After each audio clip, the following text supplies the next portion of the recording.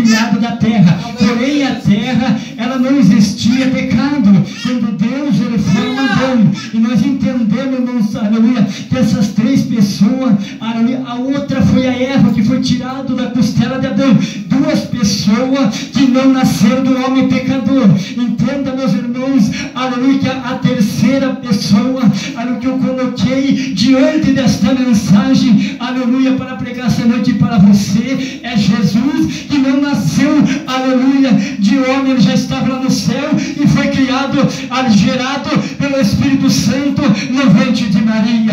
Oh, esse Deus é tremendo. Quando eu olho para essa mensagem, irmão, eu vejo, aleluia, esse Deus, aleluia, tão, aleluia, maravilhoso com nós. Sabe por quê, irmãos? Quando ele faz Adão, aleluia, ele olha para Adão, faz, aleluia, do barro, olha para a terra não tinha pecado, constrói Adão. Quando ele faz Adão, aleluia, ele diz: ei, o meu filho, aleluia, ele não tem pecado, a morte não vai acompanhar ele, a morte não vai matar ele, eu vou colocar ele no jardim, aleluia, e Adão, aleluia, vai para o jardim. Agora Deus disse: Adão, você pode dar os nomes para os animais. Ali Adão chegava, olhava para os bichinhos e aí cansava o nome para eles. Os anos foram passando, momentos foram passando dentro daquele jardim, porém no jardim não tinha morte, no jardim não tinha pecado, no jardim não tinha depressão, no jardim não tinha choro, no jardim não tinha lamentação, no jardim era só bênção,